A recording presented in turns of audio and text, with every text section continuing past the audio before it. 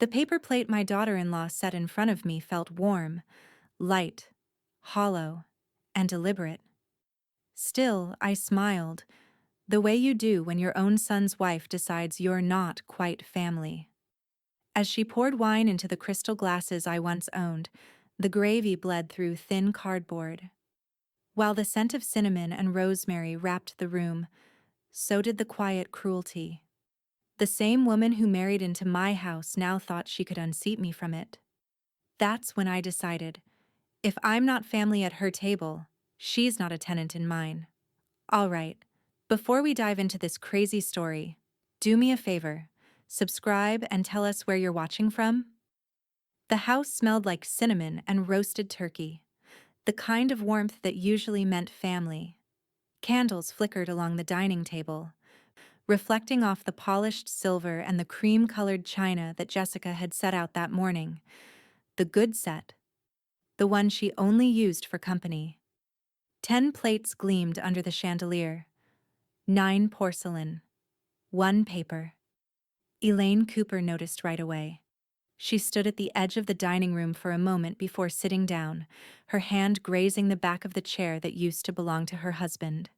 Her son, Matthew, was laughing about something with his coworkers at the far end of the table, the sound big and oblivious. Jessica was floating around in her cranberry red dress, all polite hospitality and tight control.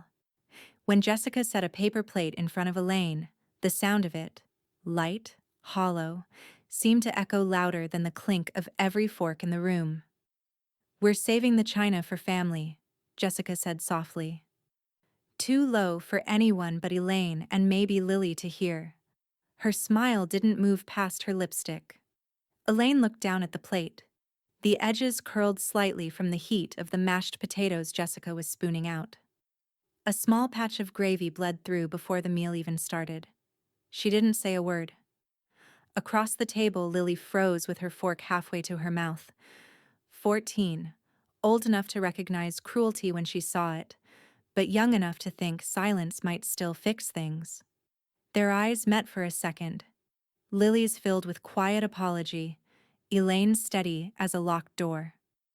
"Mom," Matthew called from the far end, too distracted to notice. "Can you pass the rolls?" Elaine did.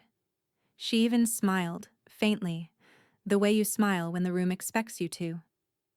Her fingers brushed the edge of the paper plate again, the insult sitting plain in front of her, and she thought of how this was once her dining room, her table, her walls, the old maple floors she'd polished herself every spring. Jessica's voice rose above the chatter. "Everything turned out so elegant, don't you think? I just wanted something refined this year." Refined. Elaine almost laughed. The paper plate crinkled under her knife. Between the clinking of silverware and football talk from the living room, she could hear the faint hum of the old furnace she'd paid for, the pipes that rattled because Matthew never called the repairman she'd recommended. Her home. Their home. Whispered reminders from every corner. Jessica kept talking, performing hostess grace. "You know, when we bought this house, I never thought it would hold so many people for Thanksgiving. It feels like ours now." Elaine's eyes lifted. Bought this house. She watched her daughter-in-law glide around the table, topping off wine glasses, claiming ownership of something that wasn't hers, not legally, not morally, not by any measure that mattered. The china caught the light, and for a moment Elaine saw her own reflection warped in the shine of someone else's plate. It wasn't just the disrespect that stung, it was the calm, deliberate nature of it. The way Jessica did it in front of others, counting on her to stay polite, to stay quiet. Polite. Quiet. That was the box they'd built for her. She felt its edges pressing in. Lily dropped her napkin and bent to pick it up, leaning closer as she did. "Grandma," she whispered so softly it could have been breath. "Do you want me to switch plates with you?" Elaine looked at her granddaughter, those honest eyes, that small rebellion, and shook her head once. "No, sweetheart. Keep yours." Jessica was watching them from across the table. "Everything all right?" she asked sweetly. Elaine smiled again, the kind of smile that had made Sunday school children sit up straighter for 30 years. "Everything's perfect," she said. The meal carried on, the noise rising and falling like any other holiday dinner. But in Elaine's mind, something had shifted. Something firm and silent and final. She wasn't angry in the fiery way Jessica might have expected. It was cooler than that, more deliberate. Like a door clicking shut somewhere deep inside her. When dessert was served, pecan pie, store-bought, cut too small, Elaine didn't eat. She just folded her napkin neatly, placed it over the paper plate, and looked down the length of the table one last time. Jessica was laughing at a joke Matthew didn't really understand. The chandelier light caught her necklace, a glint of gold over a hollow heart.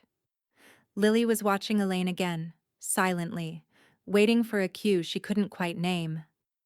Elaine gave her the smallest nod, barely a movement, then pushed back her chair. The legs scraped softly against the hardwood, the sound cutting through the chatter. "I think I'll turn in early," she said, her tone mild. Jessica blinked, surprised but relieved to see her go. "Of course, Elaine. Get some rest." Elaine's hand brushed the deed drawer key she kept in her sweater pocket as she passed the hall. The hum of the furnace followed her down the corridor. Upstairs, her bedroom still smelled faintly of lavender. Downstairs, laughter kept going, light, oblivious, undeserved.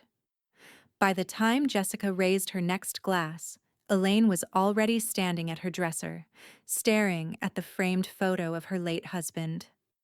"Saving the china for family," she whispered. Her reflection in the glass didn't blink, and somewhere beneath the calm of her voice, a plan began to take shape. "They fed me disrespect. I lost my appetite. And my silence." The gravy had gone cold. Elaine stared at it until it formed a thin skin on top, like a wound healing wrong. Around her, conversation had drifted into easy nonsense. Football scores, travel plans, the new neighbor's car. No one noticed that she hadn't taken a single bite. Jessica's voice carried over the clinking of forks. "I swear, I don't know how I pulled it all off this year. Everything just came together so classy, don't you think?" Elaine didn't lift her eyes. The word classy felt heavy in the air, gaudy even. Dressed in perfume and self-congratulation. The paper plate bent slightly beneath her untouched food. Matthew chuckled from the head of the table, nodding without really hearing her. "You did great, Jess.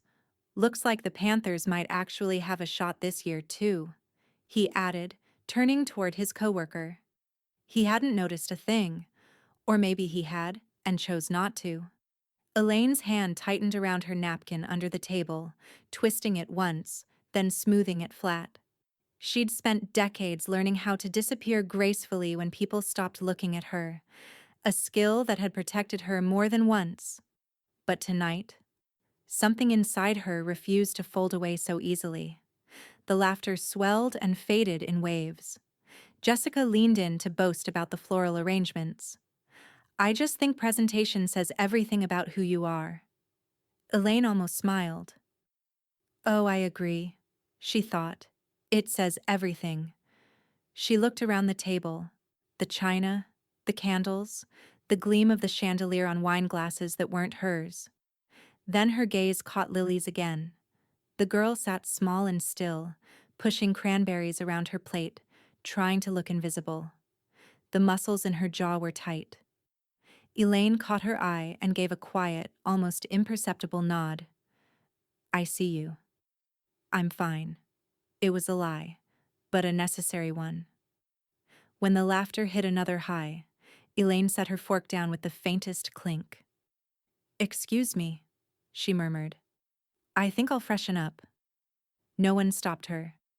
Jessica barely glanced up, too busy showing Donna's son a centerpiece arrangement she'd copied from Pinterest. Elaine rose, her knees stiff from sitting too long. The chatter trailed behind her as she crossed the hallway, where the light dimmed and the air cooled. The noise of the dining room dulled to a soft hum, the kind of distance that lets truth breathe. She walked into her old bedroom. The faint scent of lavender lingered from the sachets she'd tucked into drawers years ago. The same quilt covered the bed. The same family photos stood neatly on the dresser. But everything else had shifted just enough to feel foreign. Jessica had redecorated. New curtains, different lamps, a mirror that wasn't hers. The kind of small invasions that pile up until you wake one morning and realize your home's been edited out from under you. Elaine sat on the edge of the bed and exhaled slowly. She looked at her reflection in the mirror across from her.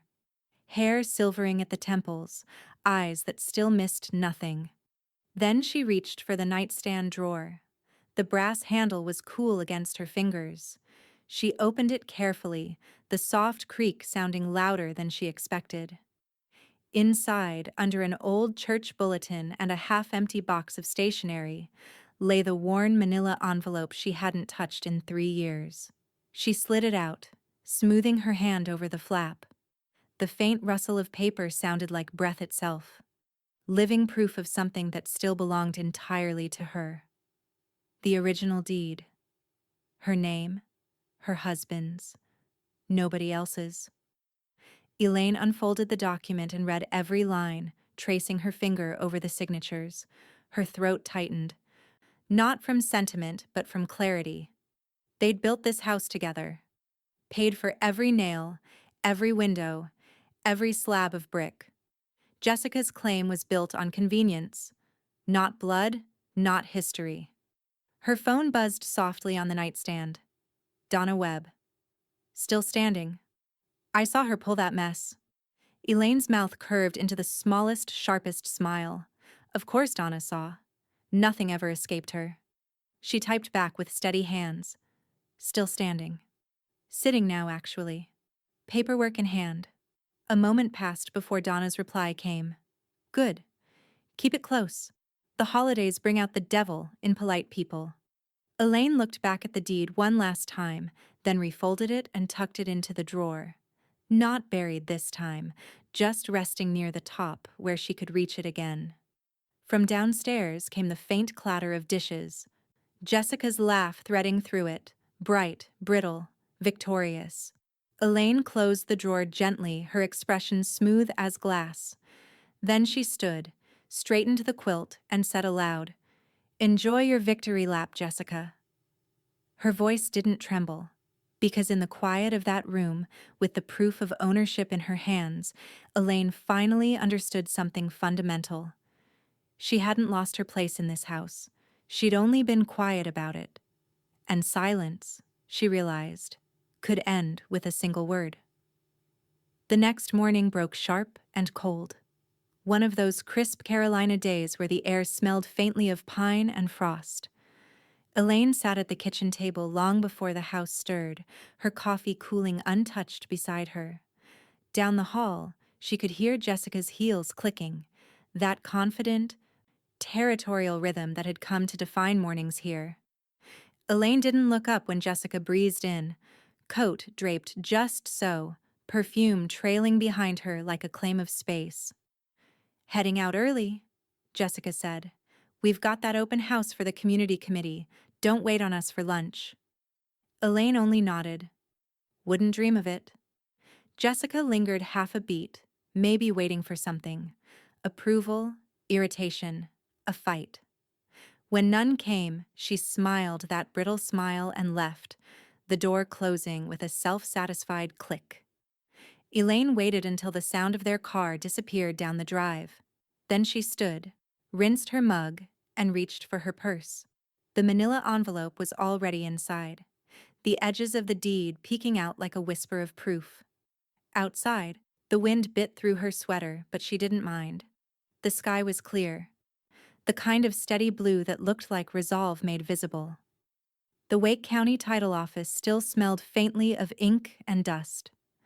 Rows of file drawers stood like sentinels behind the counter, and the faint hum of an old printer filled the air. When she stepped inside, a man in a gray cardigan looked up from behind his desk. His hair had gone from pepper to full snow since she'd last seen him. "Well, if it isn't Miss Elaine Cooper," he said, breaking into a grin. "Been a while." Elaine smiled back, measured but genuine. "It has, Mr. Langston. Thought I'd stop by before the holidays get busy." He gestured to the chair across from him. "Sit a spell. What brings you in?"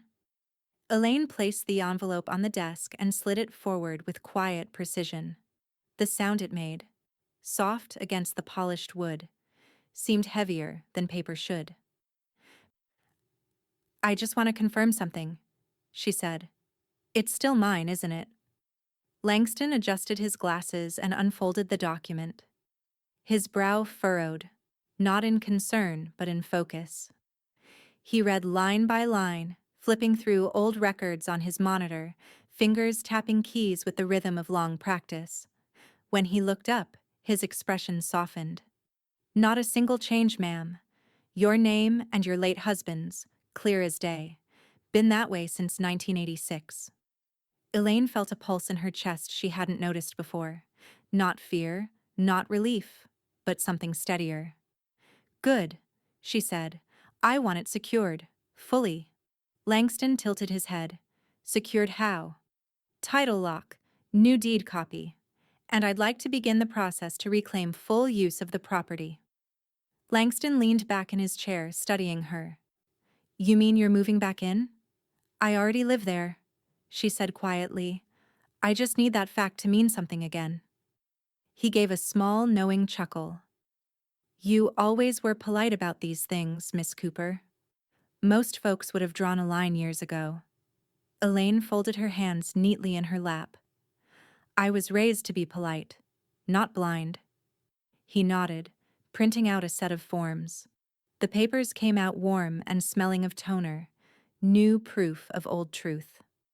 "You know," Langston said, signing one of the pages, "your husband used to say this house would always be your safe place. He told me that the day he finalized the deed." Elaine smiled faintly. "He meant it." Langston slid the paperwork back to her. "You're the legal owner, Mrs. Cooper. Always have been. You're just being polite." Elaine looked at him for a long moment, the words settling deep. Then she gathered the forms into her bag, her movements crisp, deliberate. "Not anymore." She stood, thanking him with the quiet grace of someone who no longer needed anyone's permission. As she stepped outside, the cold air hit her face, but it felt like clarity, not chill. Across the parking lot, a row of bare oaks shivered in the wind, stripped, but still standing. She unlocked her car, slid inside, and rested her hands on the steering wheel. The deed lay beside her on the passenger seat, its edges fluttering in the heater's low hum. Her phone buzzed. A text from Donna. "You do what I think you did?" Elaine typed back. "Started the paperwork." Donna replied almost instantly. "About time. Need me to witness anything?" Elaine smiled, eyes on the windshield, where the morning sun had just begun to rise. "Soon," she typed. "I'll let you know when it's done." She turned the key in the ignition, the engine humming steady as her pulse. As the car rolled out of the lot, the courthouse clock struck 10.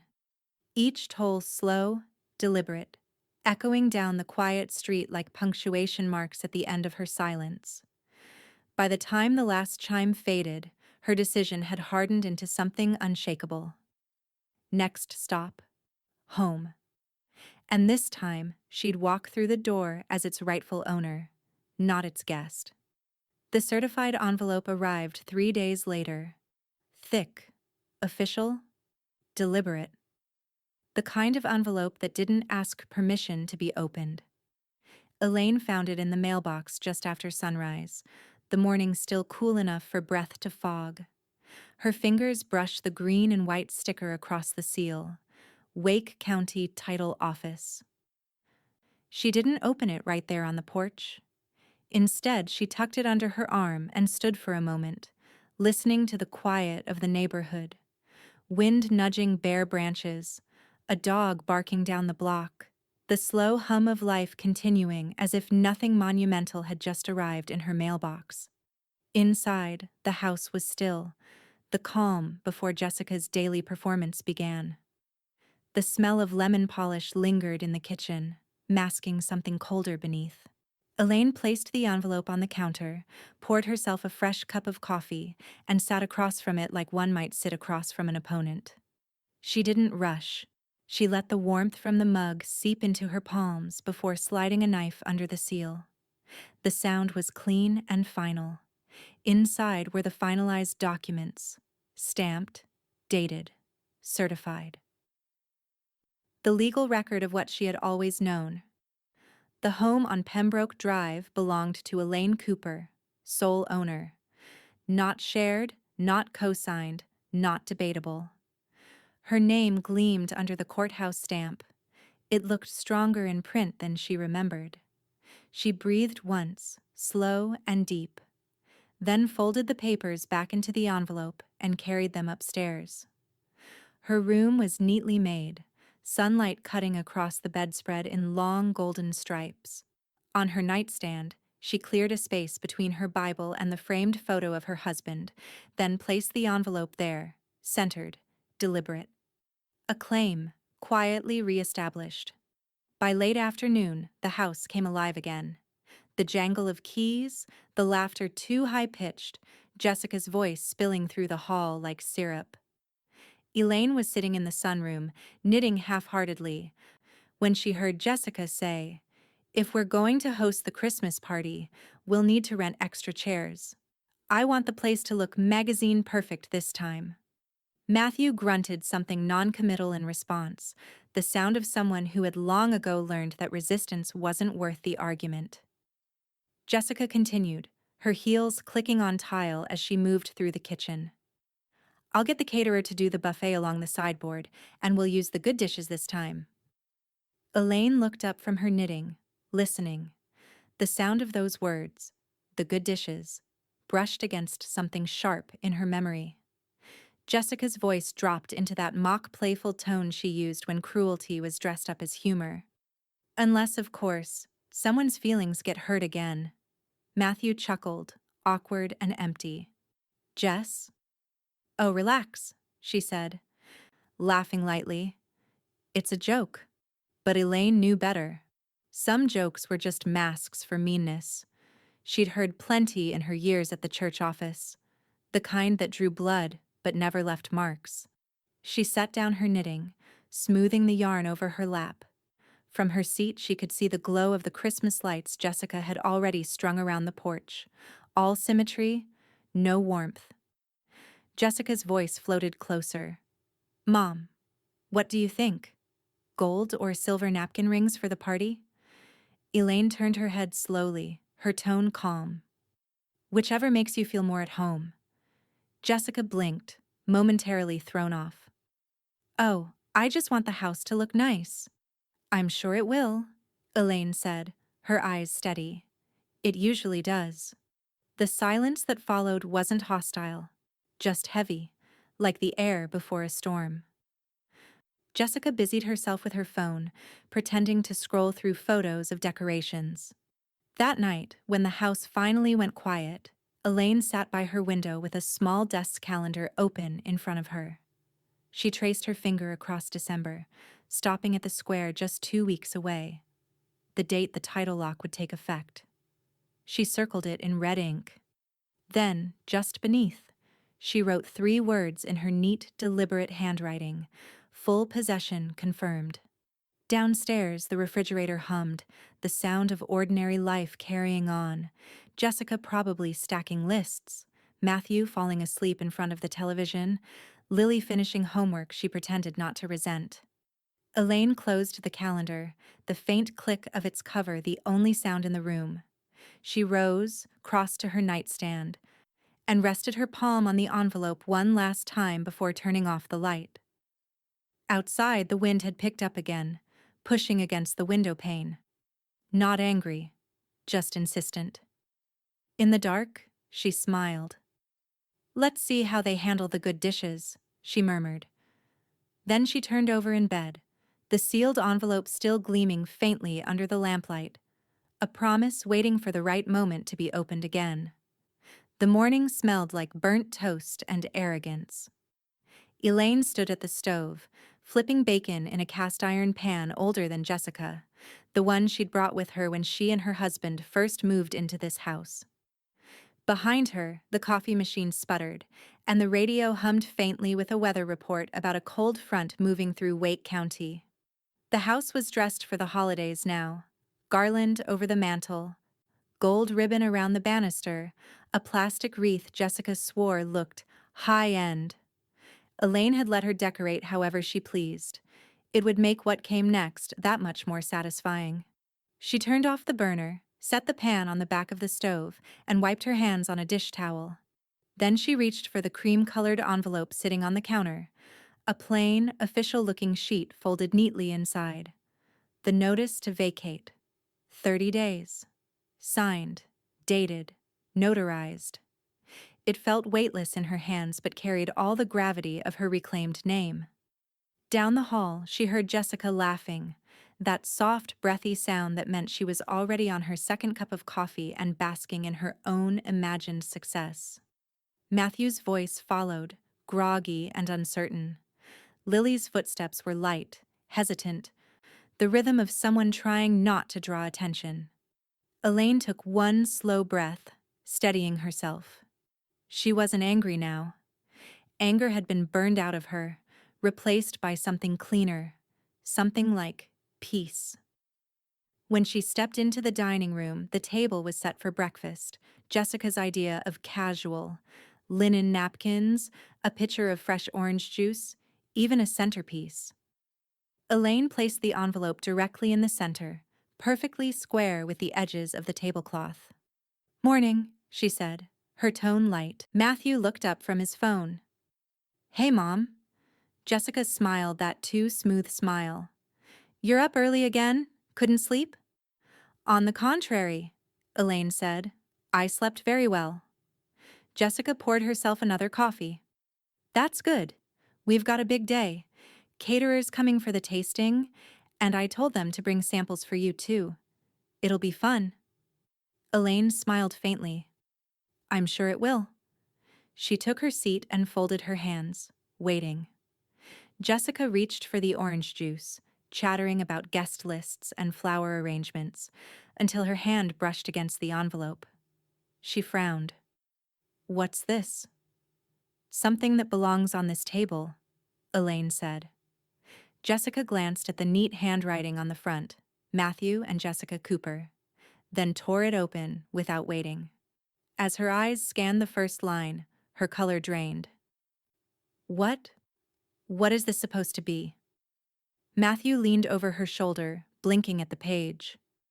"Mom?" Elaine sipped her coffee, unhurried. "That's a 30-day notice to vacate. I'm reclaiming my home." The silence that followed was so deep it rang. Jessica's laugh broke it first, sharp, incredulous. "You can't be serious." "I am. This is—" she sputtered, waving the paper. "This house is ours. We live here. We've paid—" Elaine raised a hand, her tone even. "You've paid utilities. That's not ownership." Matthew's mouth opened, then closed again. "Mom, come on, there's every reason." Elaine interrupted, still calm. "This was never a gift. It was trust. And trust, once broken, doesn't get to keep the keys." Jessica's laugh turned brittle. "You wouldn't dare throw your own son out right before Christmas." Elaine set her cup down, the porcelain clicking softly against the saucer. "Don't confuse silence with weakness, Jessica." That single sentence hung in the air like a closing door. Jessica's cheeks flushed. "You've lost it. You can't just—" "I can," Elaine said. "And I have." Matthew finally found his voice, quieter, almost pleading. "Mom, where is this coming from?" Elaine looked at him then. Really looked at him. Her son, worn soft by years of avoiding conflict, sitting beside a woman who thrived on control. "From the moment your wife handed me a paper plate," she said simply. That was the last meal I ate as a guest in my own home. Jessica pushed back from the table, her chair scraping the floor. You're unbelievable. Elaine stood too, but her movements were slow, deliberate. No, I've just stopped pretending. For a long moment, no one moved. The clock ticked steadily on the wall, each second louder than the last. Finally, Lily entered the room, still in her pajamas, blinking sleep from her eyes. What's going on? Jessica's voice turned falsely bright. Nothing, sweetheart. Just a misunderstanding. Elaine looked at her granddaughter. Steady, quiet, watching. Not a misunderstanding, she said softly. A correction. Jessica's lips parted, ready to argue, but no words came. Elaine took the now crumpled notice from the table, straightened it with care, and placed it back in the center. You have 30 days, she said. I expect you to use them wisely. Then she turned, her robe swishing against the floor as she walked toward the hallway. Behind her, Jessica whispered something sharp, something she didn't care to catch. Matthew's voice rose in confusion, then dropped again into the same weak hush he'd used his whole life. Elaine didn't slow. At the end of the hall, she paused by the staircase and let her fingers graze the banister. Polished wood she and her husband had once chosen together, solid and unmoving. In the kitchen, the bacon was cooling on a plate. She picked up a strip, tasted it, crisp, perfect. For the first time in years, it tasted like victory. And upstairs, in the soft morning light, the certified envelope still gleamed faintly on her nightstand. The proof of everything she'd just said. The house had gone too quiet in the days after the notice. It was the kind of silence that wasn't peaceful. It waited, thick with unsaid things, stretched tight like a rubber band that hadn't snapped yet. Elaine woke early on the fourth morning before sunrise. The sky outside her window glowed faintly gray, and frost feathered the corners of the glass. Downstairs, she could already hear Jessica pacing, light steps back and forth, the sound of restless denial. Elaine didn't bother listening long. Instead, she tied her robe, brushed her hair smooth, and made her way down the hall toward the guest room. Jessica's self-declared office. The door stood open, the scent of citrus candles and printer ink lingering in the air. Stacks of paperwork and decor magazines cluttered the desk, a ring of dried coffee circling the corner of one stack. Elaine looked around the room, scanning the framed photo of Jessica and Matthew, the faux orchid by the window, the small plaque that read, "Boss Lady," her lips pressed into a line. She crossed to the closet, pulled out a roll of tape, and set 2 cardboard boxes on the carpet. The sound of the tape stretching and tearing cut through the silence, the first real noise the house had heard all morning. "Grandma?" Elaine turned. Lily stood in the doorway, wrapped in her school sweater, her hair still mussed from sleep. "You don't have to be up yet," Elaine said gently. Lily stepped inside, barefoot on the cold floor. "I heard the tape." Elaine hesitated, then nodded toward the closet. "I'm just reclaiming some space." Without another word, Lily knelt beside her, opening drawers and folding things neatly. File folders, scarves, photo frames still showing Jessica's polished grin. They worked in silence for a few minutes, the rhythm of folding and stacking strangely peaceful. After a while, Elaine said quietly, "You don't have to do this." Lily didn't look up. "No one else is doing what's right." Elaine paused, watching her granddaughter's small, steady hands place each item in a box with care. The statement carried no bitterness, just truth. And that truth stung more than any accusation could have. When the first box was full, Lily stood and crossed to the shelf where Jessica kept her vision board. Words like success, elegance, and control were cut from glossy magazines and pinned to cork. Lily pulled the last tack free and handed it to Elaine. "Do you want to keep this?" she asked. Elaine took it, studied the board for a moment, and then slid it into the box. No, sweetheart. I think that vision's expired. They shared the faintest smile, the kind born not from amusement, but shared understanding. Then the footsteps came. Sharp, quick, angry. Jessica appeared in the doorway, phone in hand, her hair still perfect despite the storm in her eyes. "What are you doing?" she demanded. Elaine didn't answer right away. She pressed the tape down on the top of the box and looked up, calm as ever. "Packing," she said. "This room's being cleared." Jessica blinked as if she hadn't heard correctly. "Excuse me? That's my workspace." Elaine straightened. "No, it was borrowed." Jessica's lips parted in disbelief. "You can't—" "Time's up," Elaine said simply. For a second, no one breathed. Jessica's eyes darted to Lily, then back to Elaine. "You're dragging her into this now? Unbelievable. You think scaring everyone is going to make you right?" "I'm not scaring anyone," Elaine replied, her tone steady. "I'm just returning things to where they belong." Jessica's jaw worked, but no words came out. Instead, she strode forward, yanking open a drawer that Elaine had already emptied. "These are my files, my things." "They've been boxed," Elaine said.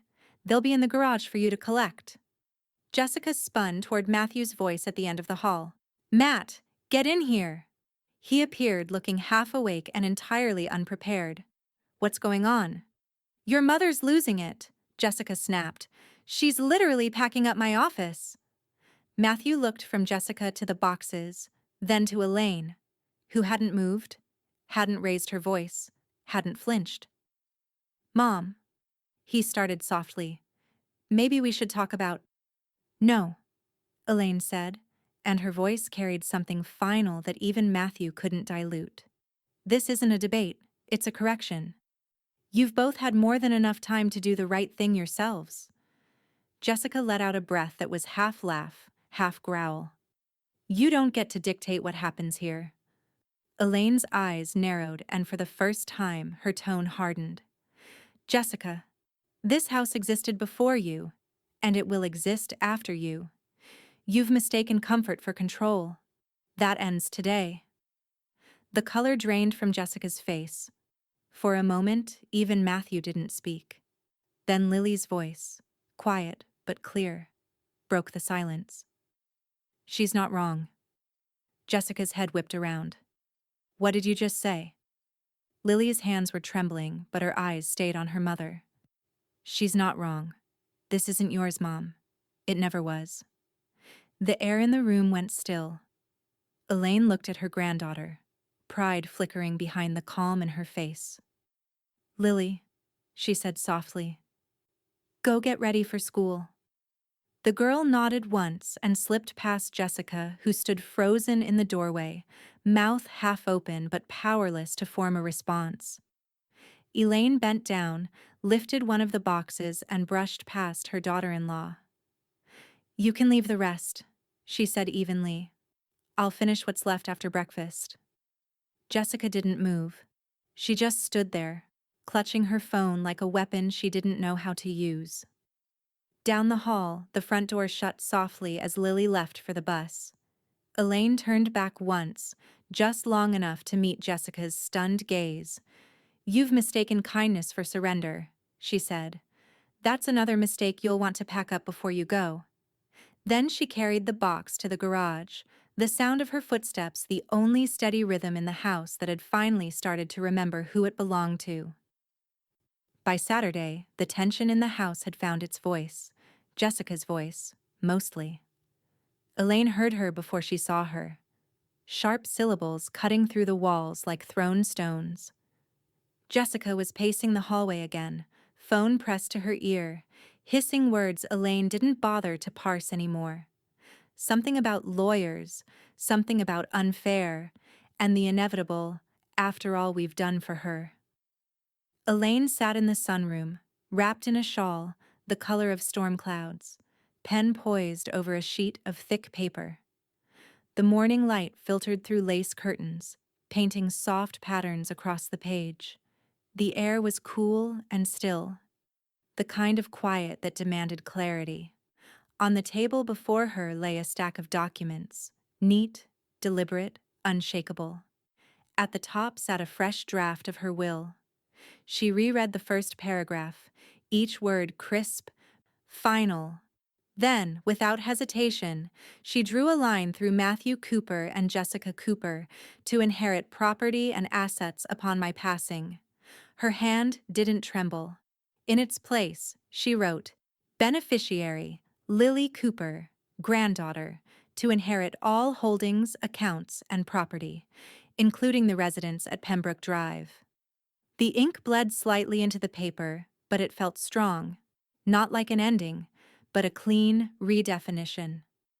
Jessica's voice rose from the hallway again. "You can't evict family, Matt. It's cruel. She's confused." Elaine capped the pen and leaned back, listening to the familiar rhythm of accusation. Then she smiled faintly. Confused. That was Jessica's favorite word whenever someone refused to obey. There was a knock at the back door. 3 short raps. Rhythmic and sure.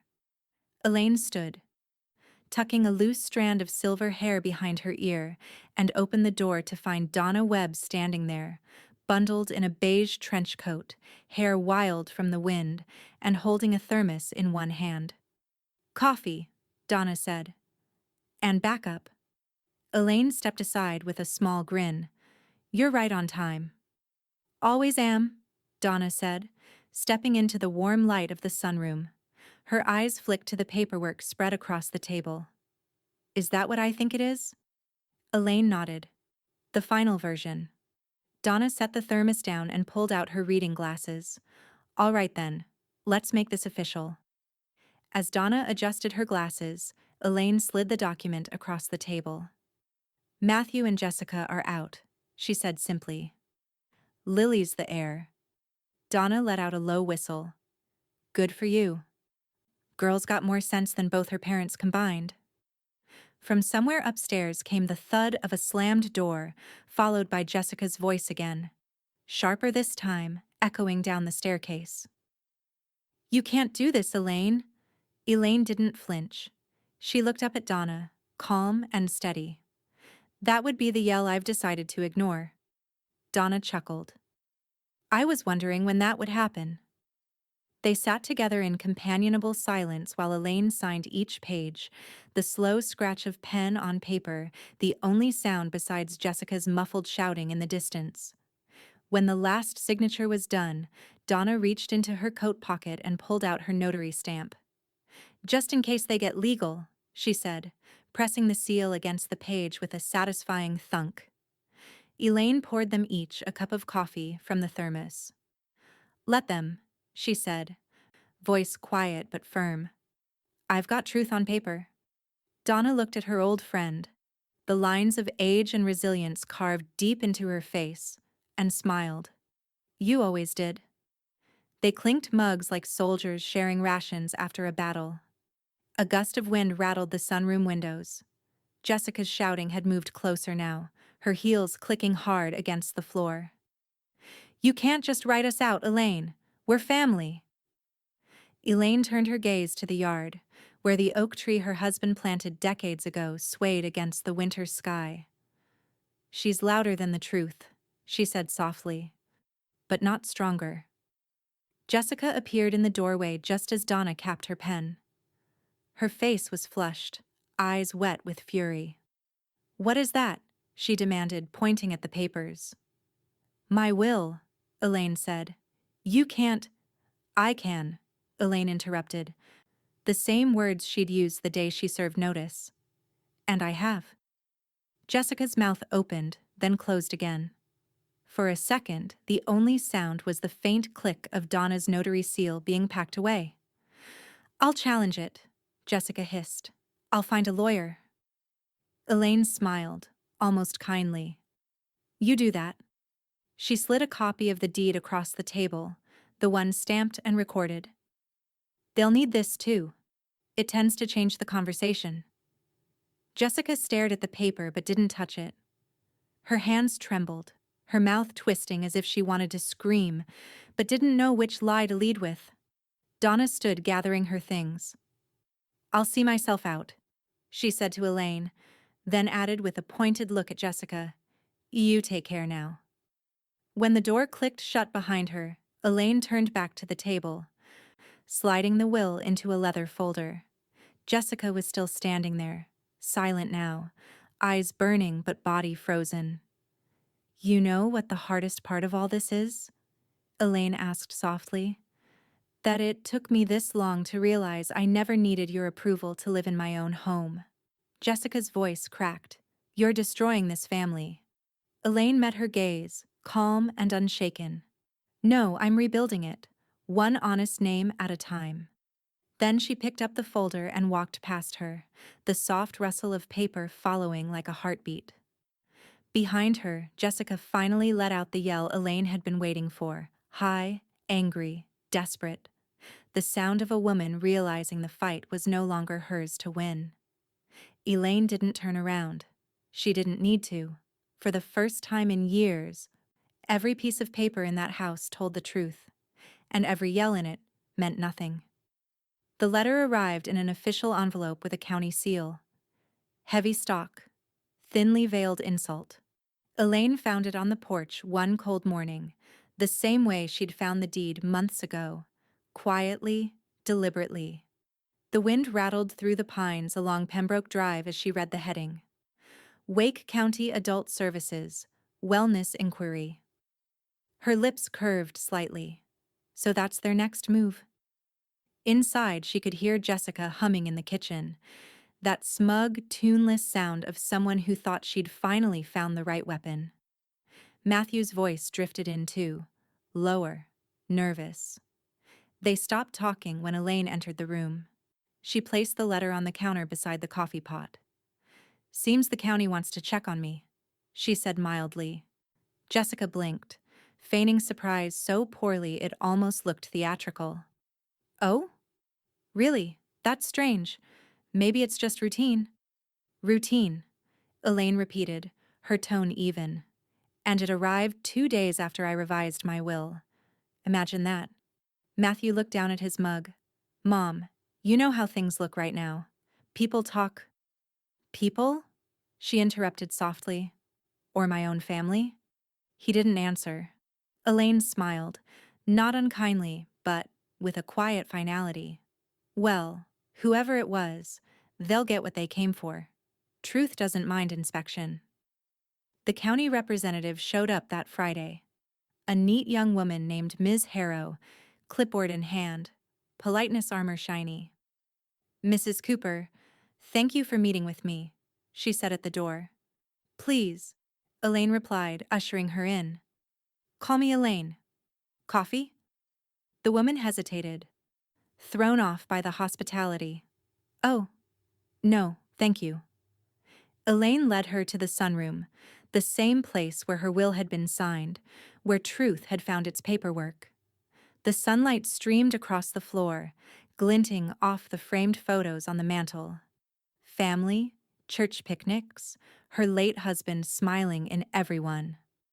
"So," Elaine said, folding her hands neatly in her lap, "how do we start?" Ms. Harrow explained the process. Standard competency evaluation, simple cognitive test, a few wellness questions. Her voice was kind but cautious, as though she were speaking to someone fragile. Elaine nodded patiently through the instructions, then began. The questions were straightforward at first: date, place, memory recall. She answered each without pause. Then came problem-solving tasks, word associations, even a short list to memorize. Elaine completed them all with ease. When Ms. Harrow asked her to name 5 U.S. presidents in reverse order, Elaine chuckled. "Would you like me to stop at Reagan or keep going to Truman?" The young woman's pen hesitated mid-stroke. "That's very good, ma'am." "It's experience," Elaine said simply. "Not brilliance. Experience remembers what arrogance forgets." An hour later, the clipboard closed with a soft snap. "Well," Ms. Harrow said, smiling now, genuine. You've passed every section with a perfect score. Frankly, you scored higher than most people half your age. Elaine tilted her head. I'm sure that'll disappoint someone. 2 days later, a copy of the report arrived in her mailbox. Sealed, stamped, immaculate. She didn't need to open it to know what it said, but she did anyway, just to savor it. Cognitive score, 100%. No impairment, fully competent, case closed. When she set the paper on the table, the front door opened. Jessica and Matthew walked in mid-argument, low voices, tense energy. They stopped when they saw her. Elaine smiled faintly. Oh, perfect timing. The county sent their report. Jessica's tone turned syrupy sweet. Oh? What did they say? Elaine slid the page across the table. You can read it. Jessica's eyes darted across the lines. By the time she reached the score, her face had gone pale. Cognitive score? 100%? Matthew read aloud, disbelief cracking through his voice. That can't be right. Jessica recovered faster. She must have faked it, she said flatly. They don't test people like her properly. From behind them came the sound of the screen door creaking open. Donna stepped in, holding 2 grocery bags. What's this nonsense now? Jessica turned sharply. Nothing that concerns you. Donna set the bags down and glanced at the paper. Ah, she said, catching on. The wellness check. You know, I warned you both. She looked directly at Jessica. You can't fake 40 years of knowing better. Jessica's lips thinned. Elaine chuckled quietly, sipping her coffee. The county seems to agree. Matthew rubbed the back of his neck. Mom, we were just concerned. You've been making big changes and you assumed that meant I'd lost my mind, Elaine said. How convenient for you. Jessica's mouth twitched. We just didn't want you to get taken advantage of. Elaine raised an eyebrow. By whom exactly? Silence. Donna gave a low whistle and leaned against the counter. If they were hoping for an easy win, that letter must have landed like a brick. It did, Elaine said. But I've been hit harder by smaller people. Jessica pushed the paper back across the table, hands shaking. This isn't over, she muttered. Elaine's smile widened, soft, serene, terrifying in its calm. It never is, dear. Not until truth stops knocking. Jessica turned on her heel and stormed out of the kitchen, her heels clicking a furious rhythm down the hall. Matthew followed, slower, eyes down. Donna waited until they were gone. They'll try something else next, she said quietly. Elaine nodded. I expect they will. She folded the report neatly and slid it into the same drawer as the deed and her will. But paper has a way of outlasting tantrums. Donna grinned.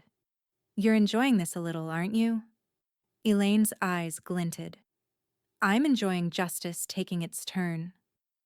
Outside, the winter wind rattled through the trees again, not a warning this time, but applause.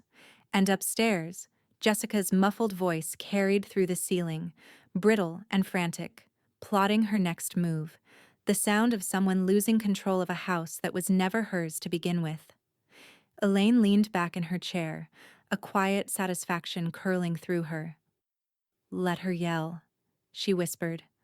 I've got truth on record now. Elaine had learned long ago that real protection wasn't loud. It was quiet, invisible, and watching. A week after the county cleared her, she called the same security company that used to service the church.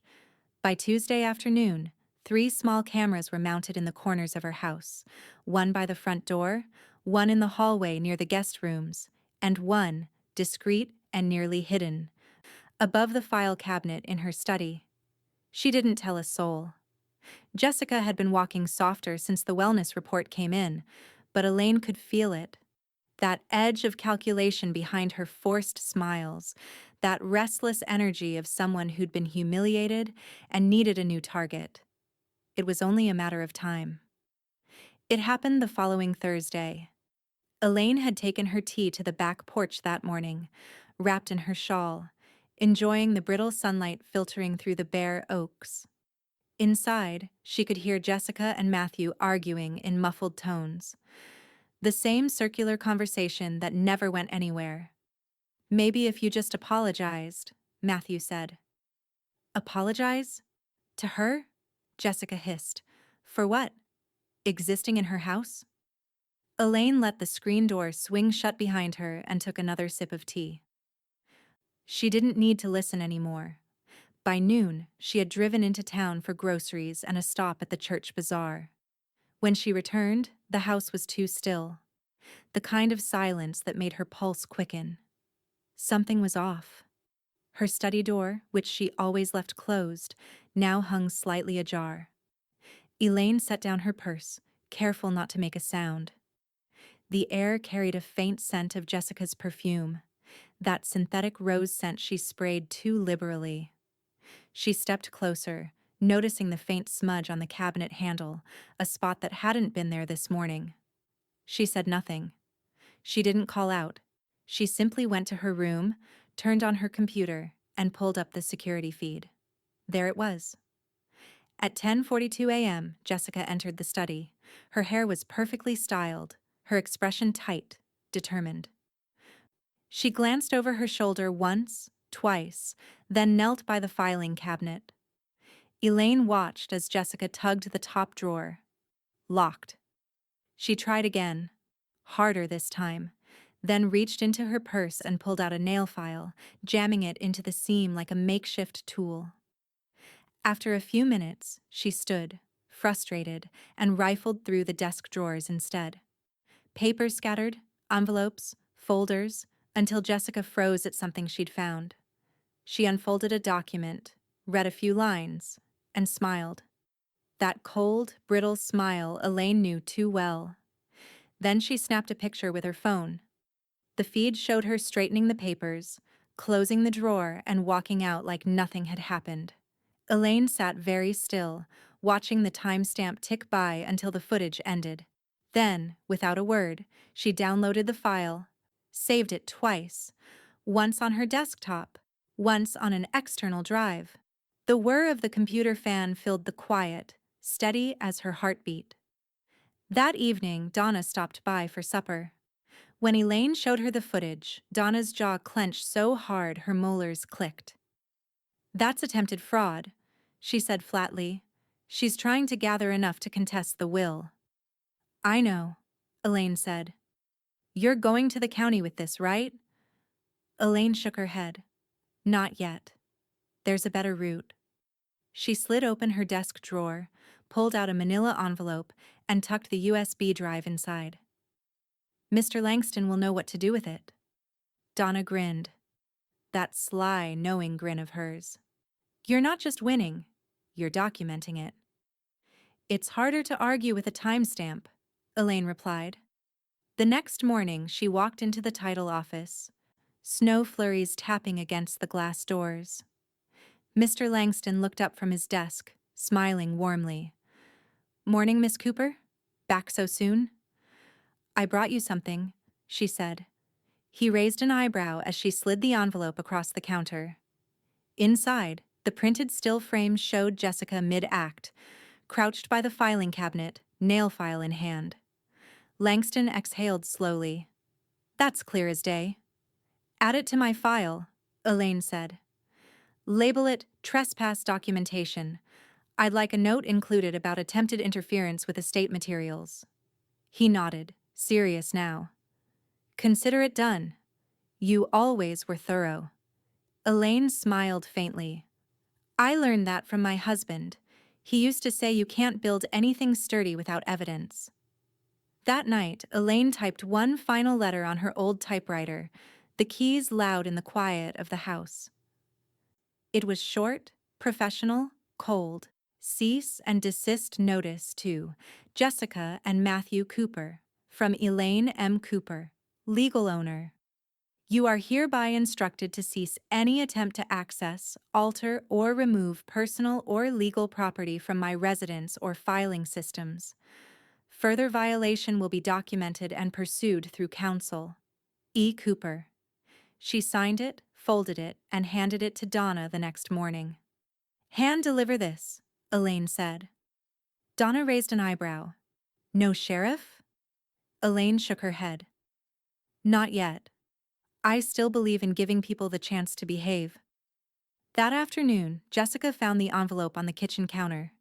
She didn't open it right away, but when she did, her hand trembled. Not from guilt, but from the shock of realizing she'd been seen. Matthew came home just in time to see her holding the paper. What's that? Jessica swallowed. Nothing, she said too quickly. Just nothing. But Elaine saw the way her daughter-in-law's eyes darted toward the study door, toward the camera she still didn't know was there. Later that night, as the house slept, Elaine opened the folder in her drawer. Deed, will, county report, cease and desist. Each page a chapter of a truth Jessica couldn't rewrite. She stacked them neatly, one over the other, and whispered, all in order. Down the hall, the faint creak of a floorboard gave her pause. Jessica again, pacing, scheming. Elaine smiled to herself. Let her pace. Let her plan. This time, every move she made was being recorded. By December's first snowfall, the house had split itself in two. Elaine's half was quiet, clean, calm, and orderly. Jessica's half pulsed with tension. Every slammed drawer and whispered phone call another reminder that her power was unraveling. The air in the halls felt charged, like static waiting for a spark. Elaine sat at her vanity that morning, brushing her silver hair, the mirror reflecting a face both tired and sharpened by purpose. On the bed behind her sat a small box containing a new lock set. Brass, heavy, and deliberate. When she carried it down the hall to the master bedroom, she didn't sneak or hesitate. She simply worked. Screwdriver steady, movements unhurried. The soft click of the old screws falling into her palm sounded like punctuation marks in a sentence she'd been writing for weeks. The new lock slid into place with a satisfying snap. By the time she finished, Jessica's voice echoed up from downstairs, sharp as a knife. Matthew. Did you know she's changing locks now? Elaine stepped back, testing the doorknob. Solid. Secure. Her hand lingered on the brass for a moment, a quiet smile curving her lips. A minute later, Jessica's heels clattered up the staircase. You've lost it, Elaine, she shouted. You can't just take over the whole house. Elaine turned the key, pocketed it, and faced the doorway as Jessica appeared. Face flushed, eyes wild. Jessica reached for the handle and twisted. The knob held firm. Open this door right now. Elaine folded her arms. Trespassing again? Jessica froze, the words landing like a slap. It's my room. It was borrowed, Elaine corrected. Just like the rest of my generosity. Jessica's breath came fast. You can't. I can, Elaine said softly, and the calm in her voice made Jessica step back. And this time, the law agrees with me. From downstairs, Matthew called half-heartedly, Jess, maybe just let it go. Let it go? She repeated, voice cracking. She's locking us out of our bedroom. Elaine looked her daughter-in-law straight in the eye. No, my bedroom. For a moment, Jessica just stood there, trembling with disbelief, then spun and stormed down the hall. The air she left behind still buzzed with her perfume and outrage. Elaine watched her go, then turned the key again. One clean, decisive twist. That night, Matthew didn't go upstairs. Elaine found him stretched out on the sofa in the den, half watching the muted TV, the blue light flickering over his face. He looked small, like a boy who'd misplaced his courage years ago and never bothered to look for it again. When she passed through to make tea, he glanced up. Mom, Did you really have to? Elaine stirred honey into her cup. Your wife broke into my study, Matthew. He sighed. She said she just wanted to understand what's going on. She's understood plenty. Elaine interrupted, her voice steady. Now she can start understanding consequences. He didn't argue. He just nodded once and looked back at the screen. The sound of the snow outside filled the silence between them. When Elaine returned upstairs, she found Lily waiting in the hall, a blanket clutched in her arms. Can I sleep in your room tonight? The girl asked. Elaine smiled. Of course. They made up a small cot beside the bed, though Lily ended up crawling under the covers beside her halfway through the night. The child's breathing was steady, safe, a soft reminder of why Elaine was doing all of this. In the dim glow from the lamp, Elaine looked toward the door, the lock gleaming faintly in the light. For the first time since her husband's passing, she slept without listening for footsteps that didn't belong. The next morning brought a different kind of knock, firm, practiced, and familiar. Donna stepped inside, stamping snow from her boots, a file folder tucked under her arm. Brought you the first draft of the court paperwork, she said. Eviction process, official and tight as a drum. Elaine motioned her toward the kitchen. Coffee? Only if it's strong enough to melt frostbite. They sat at the table, papers spread between them, steam curling up between sips. This makes it real, Donna said, tapping the stack. Elaine nodded slowly. It was real the day she handed me a paper plate and called it family. Donna smiled grimly. You're handling this better than most would. I'm not handling it, Elaine replied. I'm correcting it. She signed the bottom of one form, pen strokes smooth and final. They chose to treat me like a stranger. I chose to make it official. Donna exhaled, half a laugh, half a sigh. Remind me never to cross you. Elaine's eyes softened. You wouldn't need to. You still remember what respect looks like. From down the hall came the muffled sound of Jessica's voice, angry, low, muttering to Matthew about lawyers and evidence. Elaine didn't turn her head. She didn't need to. She folded the papers neatly, slid them into the envelope, and looked out the frost-covered window. The first rays of sunrise glinted off the brass lock upstairs, sending a small flash of light across the ceiling. A quiet, golden symbol of ownership reclaimed. Elaine took another sip of coffee and said, almost to herself, one room at a time. Outside, the snow kept falling, gentle, persistent, unstoppable. And somewhere between the ticking clock and Jessica's muffled frustration, the house began, at last, to sound like it belonged to her again. The 30 days were nearly up, but the boxes Jessica promised to start never appeared. The house stood frozen in defiance, half-packed in words, untouched in truth. Elaine had stopped waiting for the sound of cardboard and tape. She moved through her mornings with calm precision, coffee poured, letters mailed, papers filed. Every tick of the grandfather clock was a countdown no one else seemed to hear. Jessica, on the other hand, performed denial like it was a religion.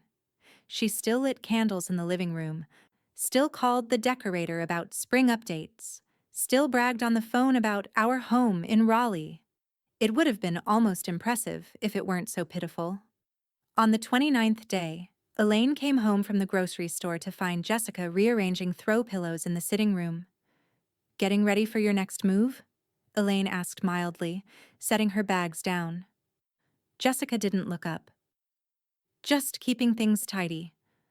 Elaine pulled a carton of milk from the bag. That's thoughtful. The new tenants will appreciate it. Jessica froze, her hand hovering midair. New tenants? I'll be listing the downstairs suite next month, Elaine said, voice even. Quiet couple, no children. It'll be nice to have peace again. Jessica turned slowly, her face tight, lips pale. You think you can just replace us? Elaine met her gaze. You replace decency with entitlement. I'm just restoring the balance. The silence stretched, brittle and dangerous. Then Jessica exhaled sharply through her nose and stormed out of the room, muttering something Elaine didn't bother to catch. By the next morning, Matthew tried to play mediator, his last refuge when courage failed him. He found his mother in the kitchen, buttering toast, sunlight pouring in across the counter. "Mom," he started, cautious, "maybe we could work something out. Give Jess more time to—" Elaine didn't look up. "The time's already been given. She's not handling this well," he said. "You know how she is about appearances. Maybe if you—" Elaine set the knife down gently. "Appearances are her problem, not mine." "Come on, Mom," he pressed, voice softening. "You don't really want this to end ugly, do you?" She turned then, not angry, but steady. "Matthew, I didn't start this. I'm just finishing what decency should have done months ago." He opened his mouth, but no words came. He stood there, small and cornered, staring at the mother who had stopped making room for his excuses. "Tell Jessica," Elaine said quietly. "She has until Friday at noon. After that, I'll make the call myself." "The call?" "You'll know it when you hear it." Friday came dressed in sleet and gray light. The air in the house was heavy, thick with avoidance. Boxes still hadn't appeared. Jessica had retreated to her so-called office, the one Elaine had emptied weeks ago, and sat in there pretending to scroll through listings on her laptop. At 10 o'clock, Donna arrived, wrapped in her red wool coat and armed with a clipboard. She shook the cold from her shoulders. "Well, it's the big day." Elaine nodded, calm as snowfall. "Seems it." "Want me to call the moving crew?" Donna asked, already reaching for her phone. Elaine glanced toward the staircase. "Call the locksmith too. They'll get here faster." Donna's grin was wicked. "Now you're speaking my language." At exactly noon, a white van pulled into the driveway. The words, "Rally, Lock, and Key," stenciled across the side. Matthew appeared at the front door as the men unloaded tools. "What's going on?" he asked, voice breaking. Elaine handed him a printed copy of the notice he'd already seen. "The final hour," she said, "and no one packed." He looked down at the page, then back at her. "You're serious?" "Completely." Jessica came running down the hall then, hair disheveled, eyes wide. "You wouldn't dare change the locks while we're still here." Elaine's expression didn't waver. "You've had a month to leave with grace. You chose to stay with arrogance." One of the locksmiths cleared his throat politely. "Ma'am, just to confirm, we're rekeying the entire property?" Elaine nodded. "Every door that matters." Jessica spun toward Matthew. "Say something." He opened his mouth but said nothing. Just looked between them, shoulders sagging. The locksmith set to work, metal clicking, the soft whir of tools blending with the hiss of sleet against the windows. Each turn of the key was a quiet declaration. Ownership, sealed. When the final door clicked shut, Elaine turned to Donna. "That's that." Donna tucked her clipboard under her arm. "Official as it gets." Jessica's voice cracked. "You'll regret this." Elaine looked at her, calm, unflinching. "I stopped regretting things the day you handed me a paper plate." For a heartbeat, the room was silent. Even the locksmiths paused, pretending not to hear. Then Elaine turned to the window, watching the sleet blur the world beyond the glass. "The deadline's passed," she said softly. "Now comes the removal." Matthew's voice, barely audible. "Removal?" Elaine didn't answer. She was already walking toward the phone. The sound of the dial tone filled the air. Steady, inevitable. Jessica took a single step forward. "Who are you calling?" Elaine didn't look back. "Someone who enforces what I've already earned." She pressed the last digit. The ring began. Outside, the locksmiths loaded their tools into the van, snow hissing against the hood. Inside, Jessica stood frozen, the color draining from her face as the sound of the call connected. "Wake County Sheriff's Office?" Elaine said, her voice calm as ever. "Yes, I need to confirm an eviction order." And for the first time since Thanksgiving, Jessica finally went quiet. The house had never been this quiet. Not the tense, watchful quiet of waiting, but the kind that followed victory. Solid. Complete. Elaine stood in the front doorway, the winter light spilling through the glass like a soft benediction. The sheriff's van had pulled away an hour ago, leaving tire tracks across the slush-slicked driveway. No shouting, no dramatics, just signatures, silence, and departure.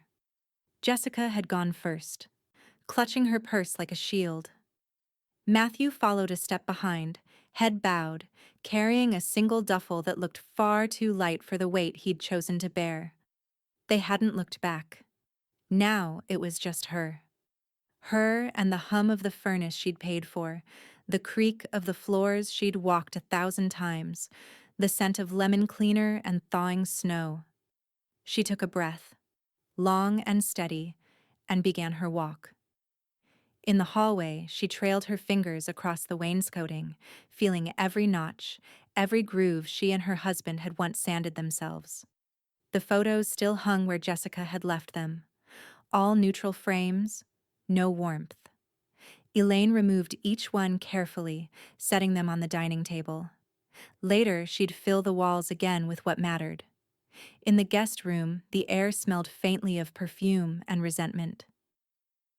The dresser drawers stood open, empty but not clean. Elaine opened the window, letting the cold air rush in, crisp and new. She began to work, slow, methodical. She vacuumed, scrubbed baseboards, wiped mirrors until they gleamed. Each task felt like a prayer. This stays. That goes. This begins again. By the time she reached the study, the light outside had turned golden. The desk was hers again, tidy, organized, safe. The camera still blinked red in the corner, a quiet witness to her restoration. She unplugged it. It had done its job. Lily arrived just before dusk, backpack slung over one shoulder, cheeks pink from the cold. "Grandma," she called from the doorway. "Dad said you might need help." Elaine turned, a paintbrush already in her hand. "I thought you might come." The old office, Jessica's so-called workspace, was stripped bare now. Walls dingy where her framed quotes once hung. Elaine handed Lily a roller and a can of fresh white paint. Together they worked in silence, the soft rhythm of the rollers filling the room. It was the same kind of quiet Elaine had shared with her husband decades ago while painting this house for the first time. Peaceful, purposeful, without the need for explanation.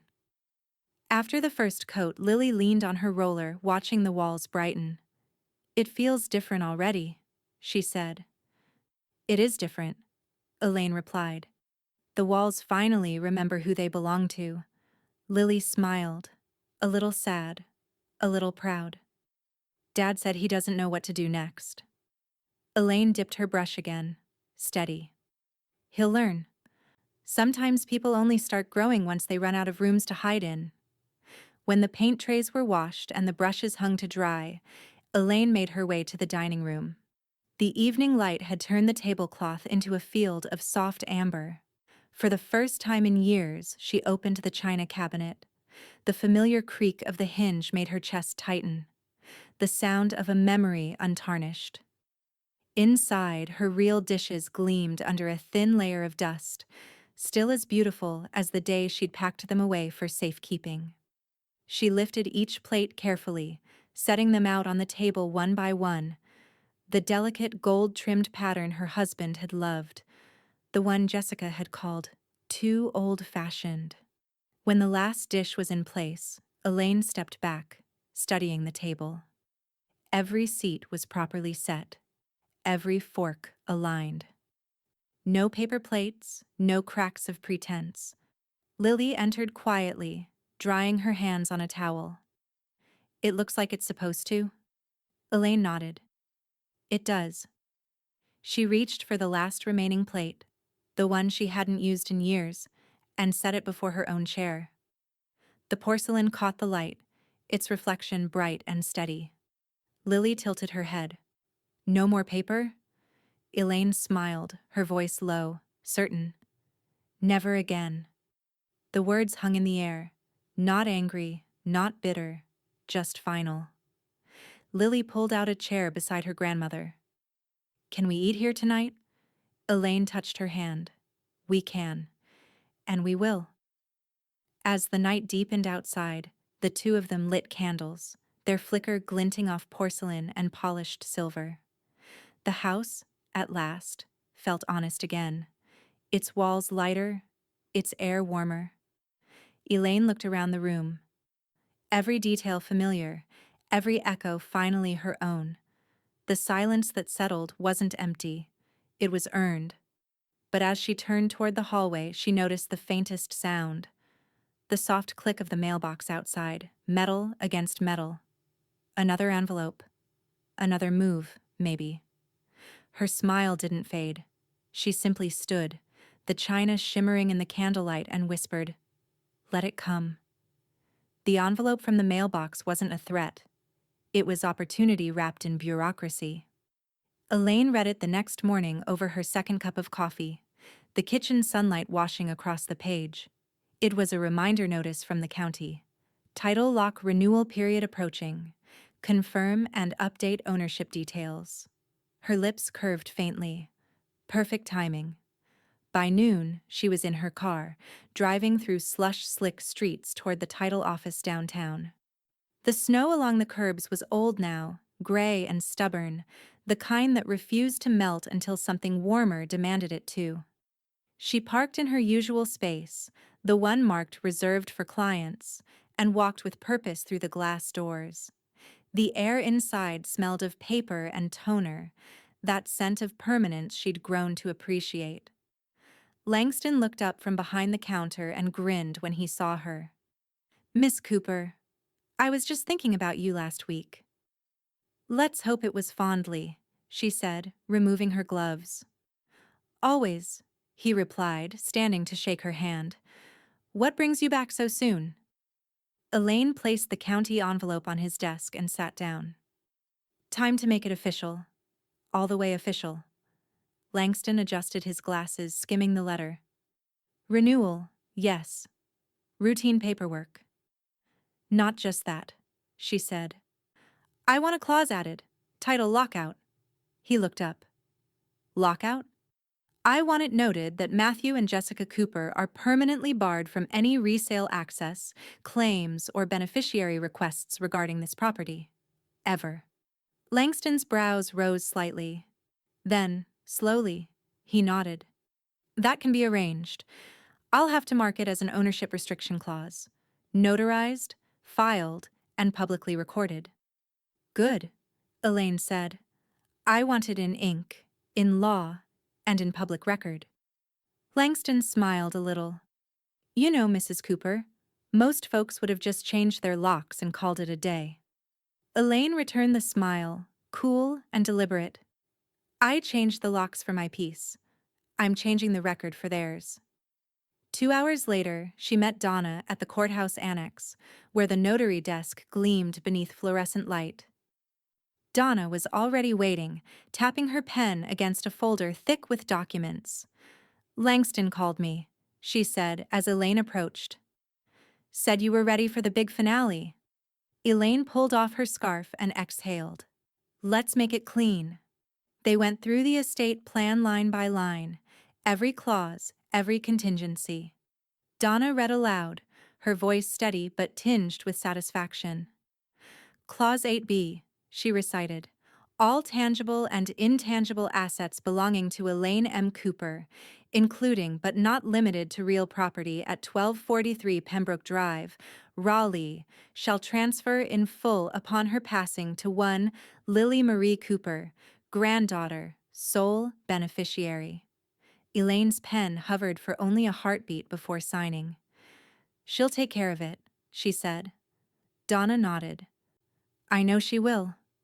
Then came the final signature, the lockout clause Langston had prepared. Elaine signed it with the same deliberate pen stroke she'd used on every document before it. This part ensures there's no loophole, Donna said, stamping the seal. They can't contest, can't sell, can't so much as touch a deed file. Then we're done, Elaine said softly. Donna gathered the pages, stacking them neatly. You're aware this becomes part of the county's public record, right? Anyone can pull it up. I'm counting on it. Donna looked at her friend. Really looked at her. You're putting a period where they thought they'd written a comma. Elaine smiled, small and proud. Exactly. That afternoon, Elaine stood in front of the county clerk's glass counter, watching as the clerk stamped the top page, recorded, Wake County Public Records. Full ownership declaration, January 14th. The echo of the stamp filled the room, solid and final. The clerk glanced up.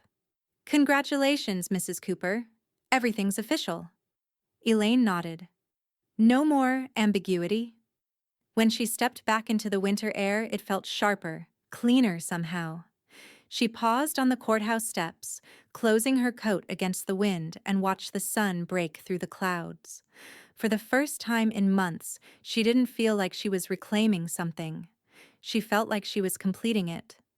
That evening, back home, the light inside was warm and golden. The smell of baking filled the air. Lily's doing. Elaine followed it to the kitchen, where her granddaughter stood by the oven, flour on her sweater and pride in her eyes. Made biscuits, Lily said, grinning. From scratch. Elaine laughed quietly. Ambitious. Lily shrugged. You said this house deserved better than store-bought. Elaine crossed to the table and placed a thin folder on it. The signed estate plan, the stamped declaration, the final document. It's yours someday, she said. Lily looked at the papers, then at her grandmother. It already feels like mine. Elaine brushed a flour smudge from Lily's cheek. That's the idea.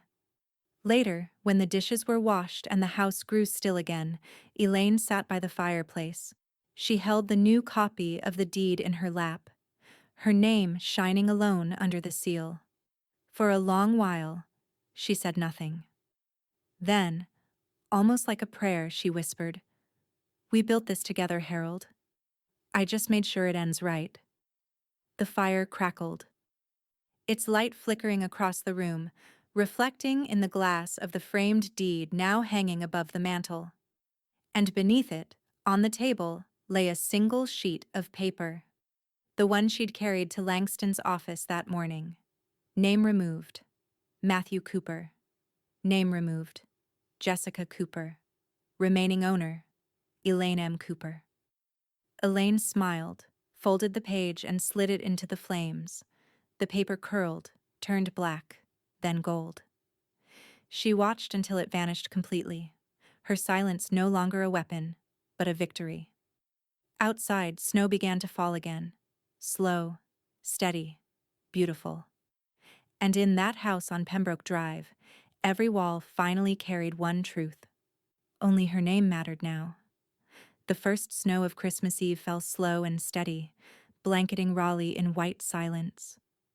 The kind of snow that hushed everything. Traffic, noise, even memory. Inside, the house was warm and humming softly. Cinnamon candles burned on the mantel, a Sinatra record whispered through the speakers, and the faint crackle of the fire filled the spaces in between. Elaine stood in the living room, a box of old ornaments open at her feet. Each one held its own kind of ache, the ones she and her husband had collected over 40 years of holidays, each dated, each fragile. Her hand lingered on a glass reindeer with a chipped ear. She hung it anyway. Imperfections belonged here too. From the kitchen came the sound of Lily humming, that gentle, tuneless hum she'd inherited from her grandfather. A moment later, she appeared in the doorway, phone in hand, her expression uncertain. Grandma? Elaine looked up, dusting her hands on her sweater. "What is it, sweetheart?" Lily hesitated, glancing down at the screen. "Dad. He texted me." Elaine's posture didn't change, but her eyes softened. "And what did he say?" Lily crossed the room slowly, holding the phone like something that might break. "It's from Mom's number, but he wrote it. He said she wanted to wish us a Merry Christmas anyway, and that maybe, someday, we could come by and see them." Elaine took the phone gently from her granddaughter's hand. The message glowed against the dark background, polite, hollow, and weighed down with unspoken blame. "You'll understand one day," it ended. "Families forgive." Elaine read it twice, her jaw tightening only slightly, then handed the phone back. "Do you want to reply?" Lily asked quietly. "No," Elaine said, her voice calm. "And neither do you." Lily looked down. "I feel bad ignoring it." Elaine smiled faintly, that same soft smile she used when teaching a truth that couldn't be sugar-coated. "Feeling bad doesn't mean you're wrong. It just means you remember how to care without being fooled." She reached out and held out her hand. "Give me the phone, honey." Lily hesitated only a moment before handing it over again. Elaine scrolled to the message, pressed and held her thumb on the screen until the menu appeared. Then, without fanfare, she tapped delete. Gone. "There," she said. "That's not your weight to carry." Lily swallowed hard. "Dad still loves you, Grandma. I think he just doesn't know how to show it when she's around." Elaine nodded. "I know. That's his cross to figure out. Not ours." For a moment, neither spoke. The fire popped softly in the background. The house creaking the way old homes do, comfortable, familiar, alive. Then Elaine straightened, brushing her palms against her jeans. "Now come on, we've got a tree to finish before the biscuits burn." They worked together in rhythm, Elaine handing ornaments, Lily finding perfect branches for each. The scent of pine filled the air, and the colored lights reflected in the window like tiny galaxies. When they reached the final box, Lily pulled out the last ornament, the angel. Porcelain, elegant, with a silver gown and one wing repaired decades ago. Jessica had always hated it, said it was old-fashioned and too churchy. Lily turned it over in her hands. "Can I?" Elaine smiled. "You have to. It's tradition." Lily climbed the small step stool and placed the angel at the top of the tree. When she stepped back, the lights shimmered against the silver gown, casting a soft glow across the room. "There," Lily said, brushing her hands together. "Perfect." Elaine stepped beside her, slipping an arm around her shoulders. "You know," she said quietly, "this home, it's yours someday. Don't ever forget that." Lily looked up at her, eyes reflecting the lights from the tree. "I won't. Not just the house," Elaine added. "The way you protect what's rightfully yours, the way you carry yourself when someone tries to make you small. That's the part I want you to inherit most." Lily nodded, eyes glistening. "I understand." Elaine smiled, tightening her arm around her granddaughter. "Good. Then I've done my job." They stood there a moment longer, watching the angel glow softly against the ceiling, its light dancing across the framed deed above the fireplace. Outside, snow continued to fall, silent, persistent, pure. Elaine felt the years settle gently around her, not heavy, but earned. Somewhere, miles away, Jessica might still be talking, still convincing herself she'd been wronged. Elaine didn't care. She'd already written the final line of that story and filed it with the truth. Lily turned toward her. "What do we do now?" Elaine exhaled, the faintest laugh under her breath. "We live, sweetheart. The house is quiet again. Let's keep it that way." She reached over, unplugged the phone from its charger, and slid it into a drawer. Then, as the fire crackled and the snow deepened outside, the two of them sat on the couch. 3 generations worth of strength distilled into 2 women, watching the angel above their tree hold steady against the dark. And for the first Christmas in years, every light in that house belonged only to them. Morning came soft and silver. The snow outside turned to a glassy stillness that caught every bit of light. Inside, the fire was already burning low, its warmth stretching across the living room as the last day of the year eased into motion. Elaine stood on the hearth, hammer in hand, staring up at the empty space above the fireplace. The framed deed lay on the mantel, simple, black frame, white matting. Her name centered in bold, perfect print. Elaine M. Cooper, sole owner. It wasn't vanity that made her want it there. It was memory, proof that silence could speak when it needed to. She measured once, tapped twice, and hung it.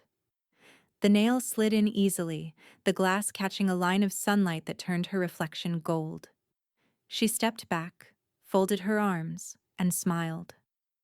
Her husband had once said, "A house is only yours when the walls know your story."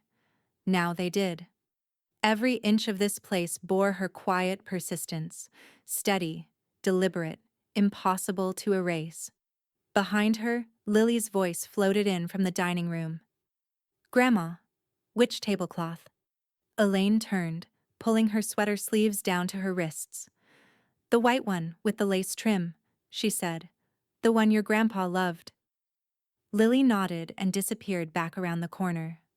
The smell of roasted chicken and warm biscuits filled the air, mingled with pine and the faintest trace of cinnamon. By the time Elaine joined her, the dining table was a scene out of another life. Soft candlelight, porcelain plates gleaming in neat rows, silverware polished to reflection. Every plate was real, every glass crystal. Lily had done it all herself. "You said it beautifully," Elaine said. Lily smiled shyly. "I used your china. All of it." Elaine's eyes glimmered. "Good girl." At the far end of the table sat an extra place setting, plate, fork, napkin, empty. It faced the window, the candlelight flickering gently against the untouched silver rim. Lily noticed her grandmother's glance. "Is that for Grandpa?" Elaine nodded once. "For him. And maybe for the parts of me that had to wait this long to come home." They sat together as the firelight rippled along the walls. Outside, the snow had begun again, soft flakes drifting down through the glow of the streetlight. The sound of it was gentle, like applause muffled by grace.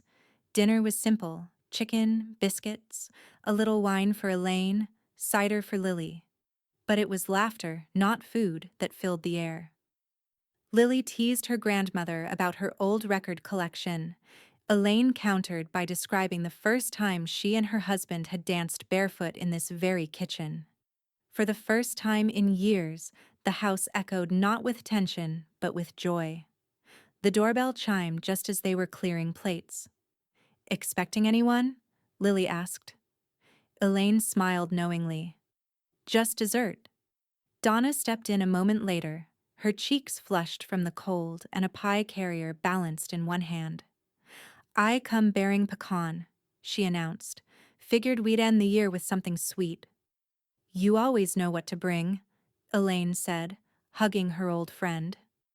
They moved into the living room, plates and pie slices in hand. Donna settled into the armchair near the fire, Lily curled up beside her grandmother on the couch. The framed deed caught the light above them, its glass glowing faintly in the flicker. Donna raised her fork. "I still can't believe you did it all, Elaine. Some folks talk about taking back their life. You went and notarized yours." Elaine chuckled. "Sometimes you have to put your piece in writing." They ate, the kind of easy silence that only comes when every necessary word has already been said. When the last crumbs were gone and the clock ticked toward midnight, Lily lifted her glass of cider. Her voice was small but certain, carrying across the room like a promise. "To taking back what's already yours," she said. Donna nodded, eyes bright. "I'll drink to that." Elaine lifted her own glass, but she didn't speak right away. She looked toward the empty place at the end of the table, then at the framed deed glowing above the hearth. In her mind, she heard Jessica's voice from that Thanksgiving, that smug little whisper that had once cut so deep. "We're saving the china for family." Elaine's lips curved into a smile, not cruel, just steady, full of the peace that comes after truth settles where it belongs. She looked across the table at Lily, her voice low but firm. "At Thanksgiving, my daughter-in-law pointed at my paper plate and said, 'We're saving china for family,'" she said, lifting her glass. "So I saved the house for myself." The words hung there, final and clean, as the fire snapped one last time. Outside, the snow kept falling, erasing every footprint that didn't deserve to stay.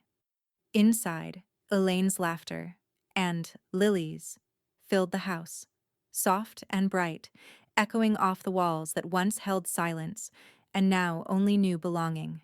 The house was hers again, completely. Finally, and this time, it would stay that way.